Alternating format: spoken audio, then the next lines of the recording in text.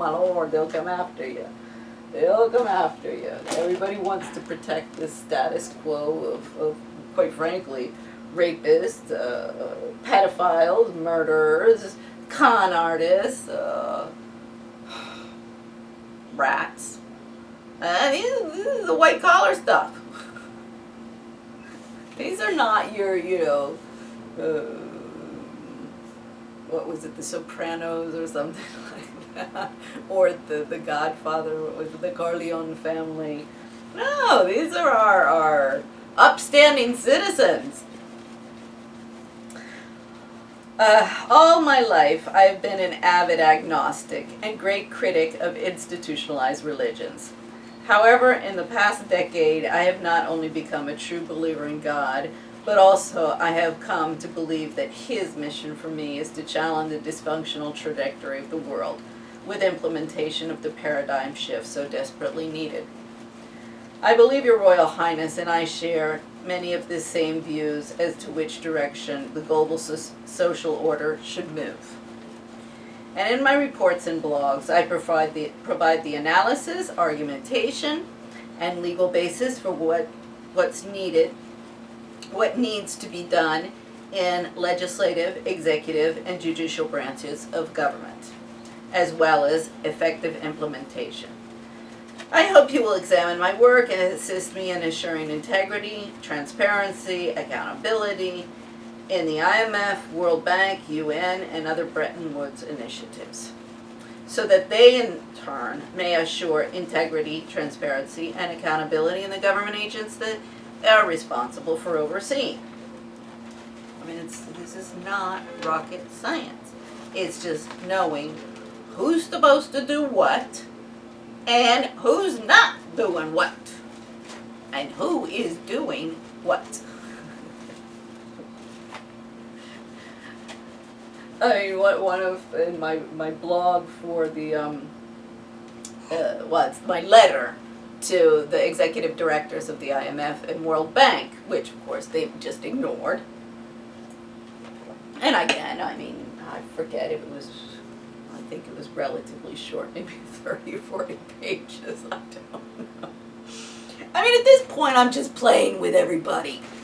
And I'll see you at the end of the road. One of my, apart from International Econ, the most useful classes that I ever took was Commercial Law 101. And he did a very good explanation of writs, torts, and contracts. Even though my landlord says that I have the argumentation of a 2-year-old, or my knowledge of a 2-year-old in contract law, and he's a lawyer. This is our problem, people. A court-appointed lawyer. But anyway, oh gosh. Now I forgot what he's really bugging me these days. Oh my God, it's a cesspool. So anyway, now I forgot when I started that.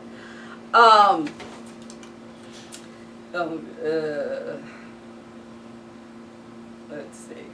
Oh, with the EDs, yeah, they just ignored me. They just ignored me. Well, they can just go ahead and ignore me. But the whole thing is in the letter. And what they need to do and get on the ball.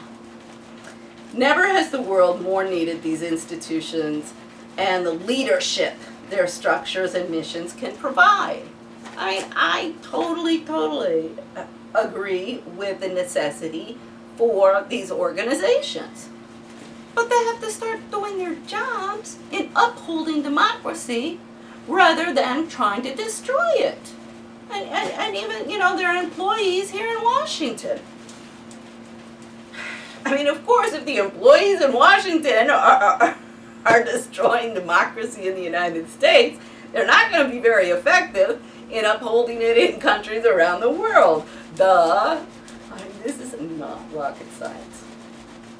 Never has the world more needed these institutions and the leaderships their structures and missions can provide. However, these organizations, just as the government agencies they have a legal obligation to oversee, must be drained of the many, many seat warmers and game players that have been in control of them for decades, and properly empower the few honest, decent, hardworking, and competent people within them.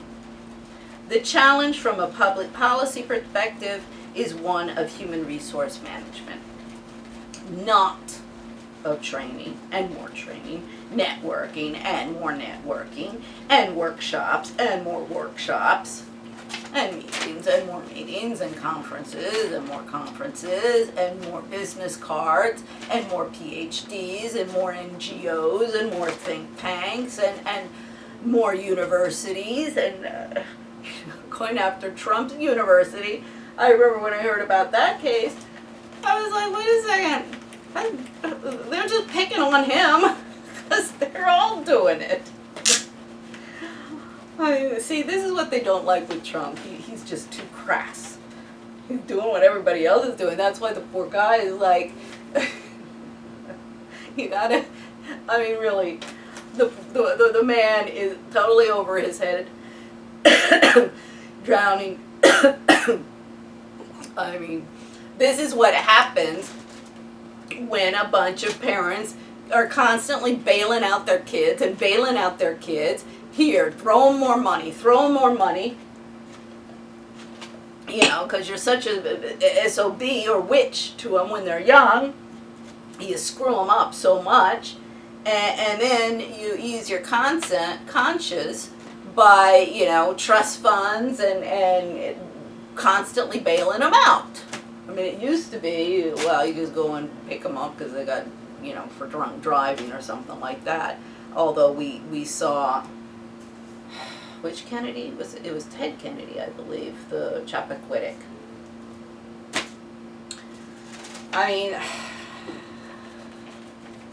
the thing to do is stop having all of these, I mean, yeah, socializing and having parties and drinking wine. I mean, wine is good for you, beer is good for you, even, you know, all of your hard spirits, if not, you know, consumed in great quantities. I mean, I love the Spanish cognac. I forget which one I always really loved. You know, after a 5-hour lunch, okay, 3 hours, but still, you gotta sit there and eat. Believe me, by the time you get through some of these meals, you need a digestive. And that's why these things were invented. So, anyway, oh gosh, it's too hot today. So this is my letter to Prince Charles. And, you know, as I say, parallels the olive branch petition. So now I was gonna play. Okay, this brings me kind of where I am with the Monarchs, and we saw that with the video about John Dickinson earlier. I mean, and other clothes. So from last night.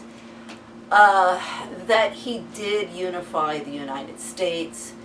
You know, he wrote a song that became the best, the first hit, what was it, best-selling hit or something like that, or best played hit in the United States.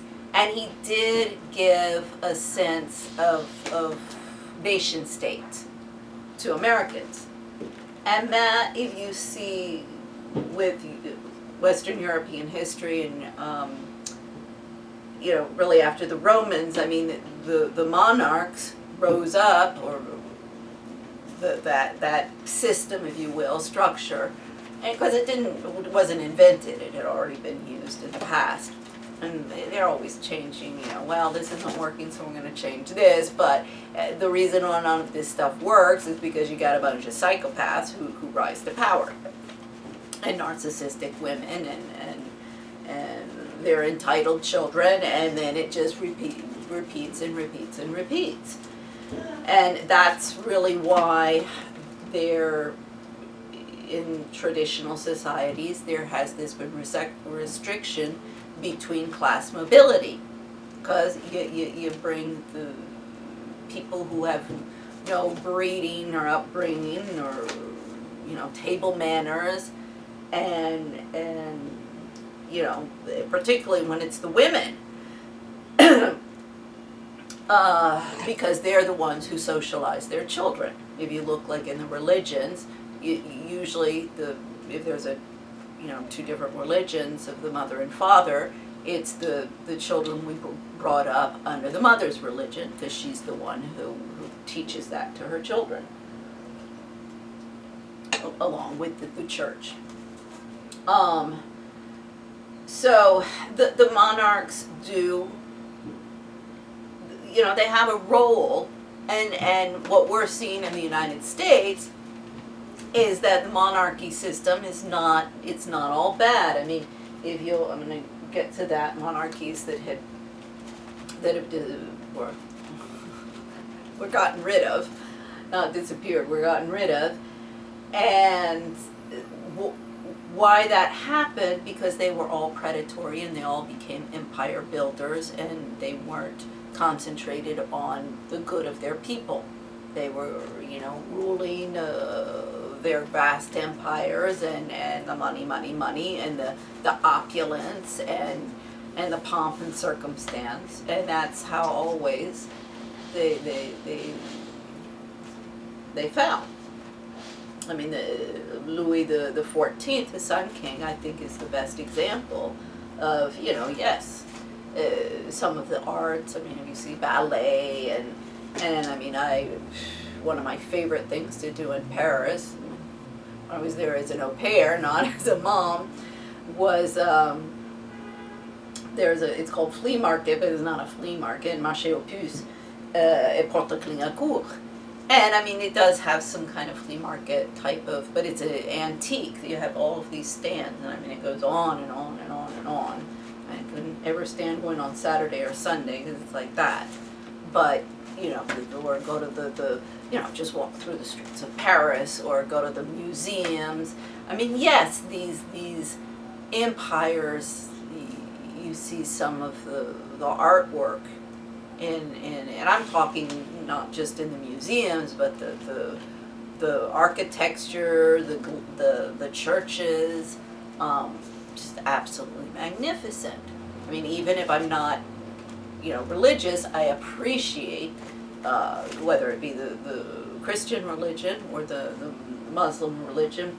One of my favorite places always to visit was Toledo, and I think it's the most concentrated, number of monuments or historical sites in one place in maybe all of Europe or more, and or maybe of the different religions. But you have the mosques, you have the churches, and you can, from the different periods, and for a long time, the Jews, the Muslims, and the Christians lived, in relative peace and prosperity in mainly Andalusia and Extremadura and things like that. But this is near Madrid, so but throughout Spain.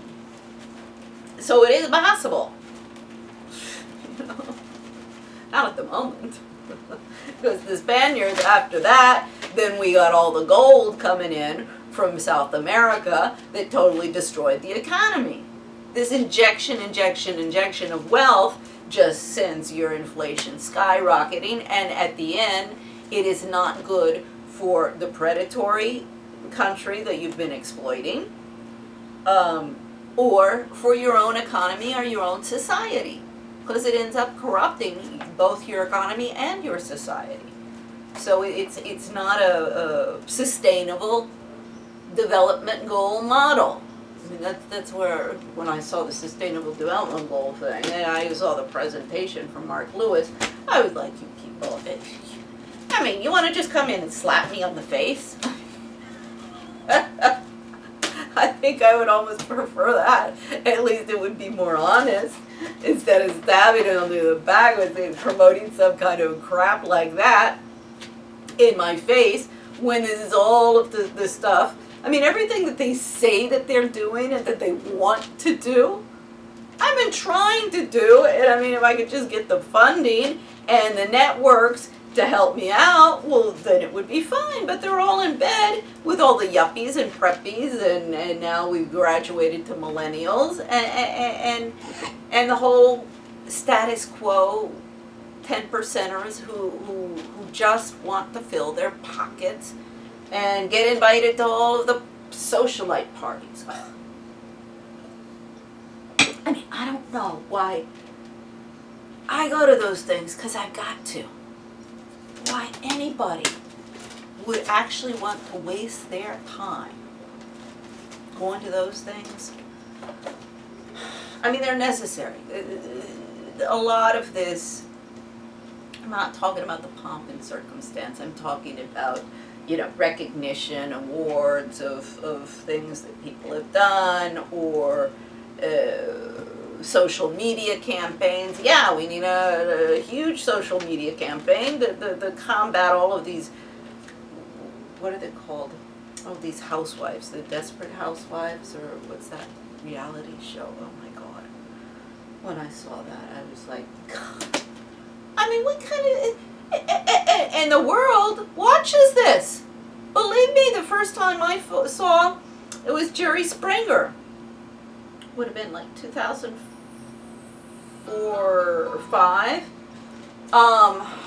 Like we had moved into the house in Madrid, and I'd be cooking dinner, and I came across that on cable, and I called my kids.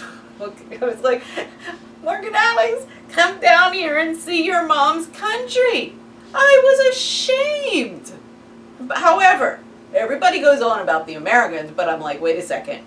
All of you guys have your same, trash. And that's not because people are poor.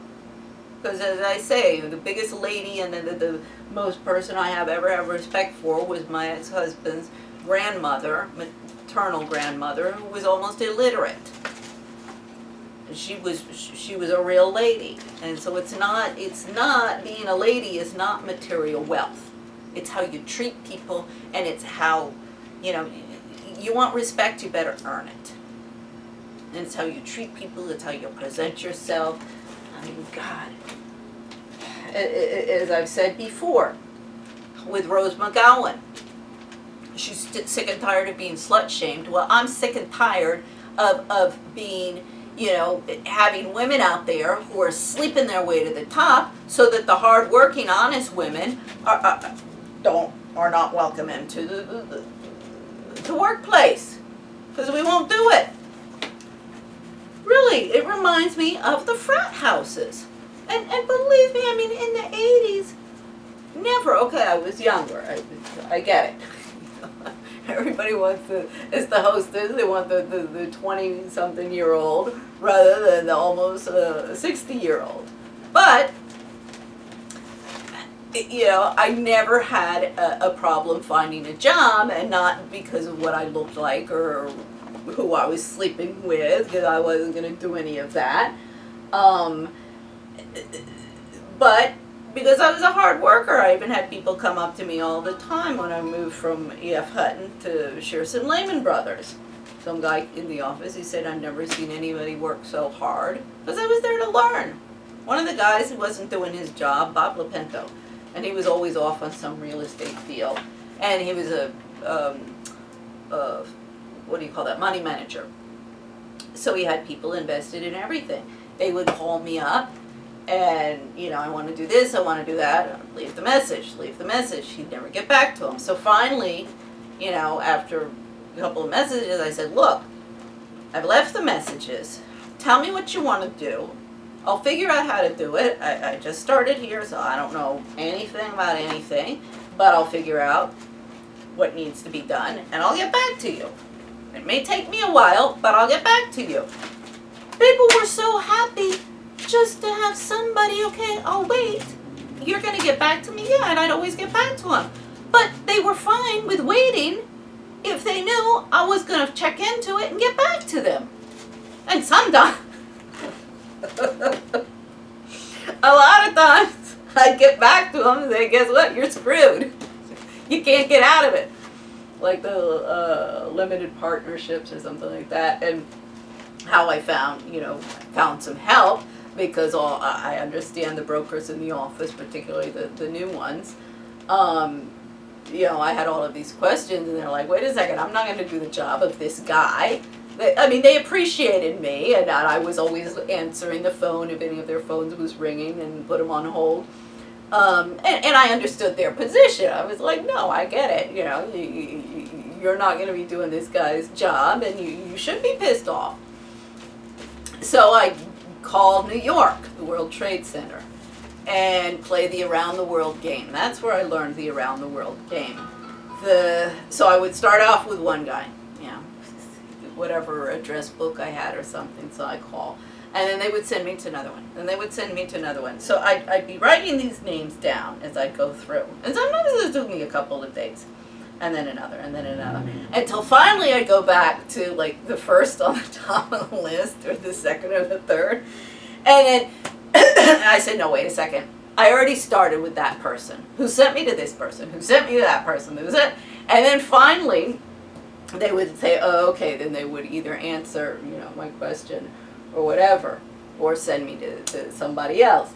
Until one day I came across some guy, and he started screaming at me, you stupid idiot broker, how the hell do they let anybody like you have a license? And he was going off, and I said, sir, I'm not a broker. I'm a sales assistant here, and I started about a month ago, maybe a month and a half ago, because they actually had gotten a promotion from just answering phones to this job. And I said, I don't know anything. The broker never calls him back. The poor client wants to find out.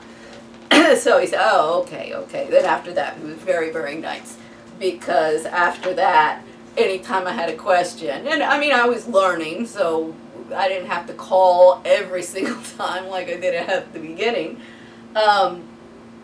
I'd call him and I'd say, who do I need to talk to? And he would always send me in the right direction, because he knew he was talking. Because I think they really do, these poor guys at the World Trade Center. Pray for all of them that were there. They must get really frustrated dealing with some of the bozo idiot brokers across the country that they would have to do the different paperwork with. He laid into me, he was like, you stupid broker. And I knew what he was talking about. But after that, he was very nice and very helpful, and that's, I tell young kids who are starting out in the workforce, I said, don't worry about what you're getting paid, or you're here to learn. Just, listen to everything, learn as much as you can. That's what you should be doing at this point in your life. That's the thing. All of these kids are going to save the day, save the day, save the day. I talked about that in this thing. We have to stop this. Our leadership is going to come from our children. What? To fix all of the crap that their parents and, people before them left behind? Assume. The 50, 60, 70, and everybody around that age, you got to stand up, be counted. Because everybody's complicit. Everybody's has been involved. Even I, as an opting out mom, where are my assets? And those are my assets. And I still contend that, because I did work very hard for a long time. And this is a matter of principle now. Of course, I want to get my global expats up and running. At the time, I was like, just let me get this company up and running. And that's why he worked so desperately to destroy it. And I don't care, you walk away and I like my house, and I took a lot of time looking for that house, but It's not, peace is more important than any material goods and your children. I mean, that's just what I mean, my lawyers, everybody involved, oh, you don't know, I just keep on trying to explain to everybody. I'd say, you know what, I would be so much more afraid of a lioness guarding her cubs than a lion guarding its prey. Believe me, the lion, all these lions guarding their prey, and the lionesses guarding their prey, they'll hightail it out of there the moment that they think they'll lose. We see this with Trump. I think Trump is to the point where just get me out of here. Just get me out of here. But the lioness, she's not going anywhere, and she'll maul you to death. I promise you that. And once I empower all of the pissed off moms that I got behind me, and believe me, you're better off dealing with all of the pissed off moms than all of the pissed off men. Because they get violent. They use the weapons. I mean, we might get in on a rolling pins or something like that, and oh God, we will give you an earful. You will be like, oh please, just punch me in the nose. Believe me. You'll see. Okay. Now, this is why I got started yesterday late. This is what I was doing, this table of infractions that I have here. This is my case. This is just my case alone that I'm using as a template, if you will, to demonstrate how many different laws all of, and this just comes from my lawyers. This is because if you go on War and Domestic Terrorism, you go on to my story part, and you'll find this here. If you want to look at all of the different numbers and look it up in the different penal code, civil code, you got the Spanish Constitution, and what they all are. But this is what the lawyers are, violating all of the different laws and codes when they get in and start pulling all this crap on women. Now, in my case, everybody's contending, everybody kept on saying habitual custom, that's how we do it here, that's how we do it here. I'm like, oh, okay, that's going to be your defense? You really want to run with that one? Because then you use a habitual custom. I got you up against the wall when I get you into the international courts under crimes against humanity. Because this is systemic. So you see how they really screwed themselves over with the habitual custom argument. and that's what everybody's using. So why isn't anybody taking it to the courts? Habitual custom. That brings me into crimes against humanity because it's systemic. It's not rocket science. So anyway, prevent commission of crimes or occult evidence of crimes. You become accessory. The Spanish Constitution, 9, 10, 13, 14, 15, 24, 45, 1. I mean, I'm not going to read all of this, but seizure of assets and property. The Americans, we had 7 million Americans living abroad. You know how many people have property abroad? And I'm not just talking about, real estate, houses or something like that. Bank accounts, companies. James Ryan, on the case of Jimmy Ryan on my activism website, that started out as intellectual property theft. And it went through the courts, and of course total corruption. And he documented the corruption just as I documented the corruption in mine. Now, this is where the consulate steps in and has to be, making sure that the procedure within the country for addressing those issues and going after the guilty parties is respected. The structures are there. All of the institutions are there. But you go in and they start playing games with you. Everybody.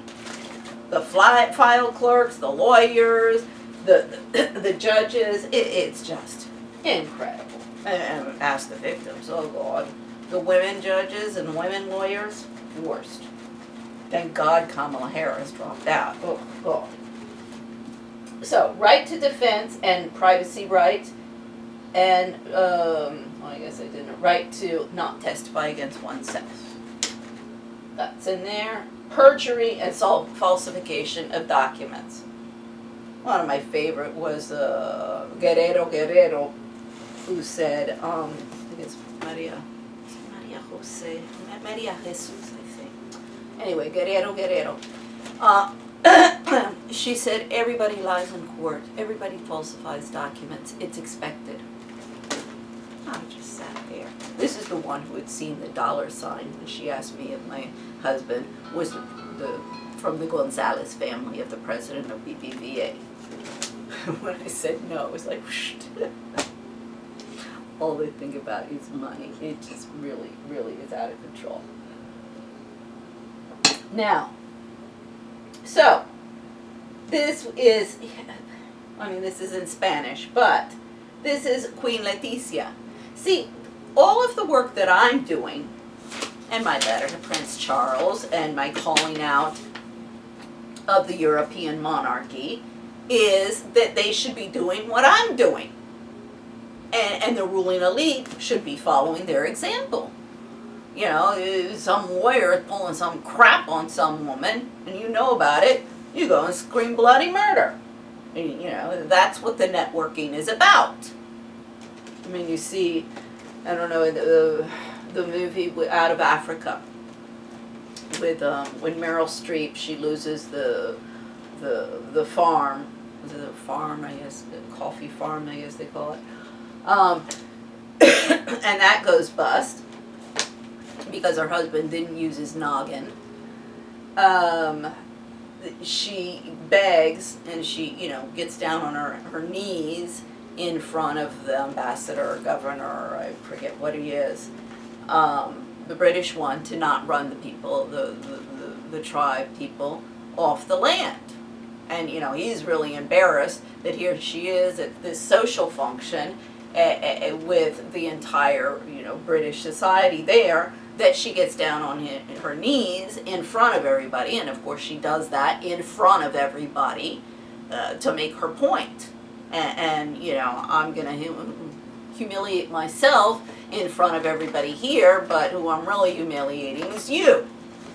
Believe me, women have their men don't always appreciate the subtle, how shall I say it, communication that's going on between the cackling hens and the gossiping women. A lot of our communication and admonishment of others is nonverbal. I mean, any of you people out there, come on, all a mother has to do is look at you from across the room like, excuse me, and you know very well that your behavior is not being appreciated. That she doesn't have to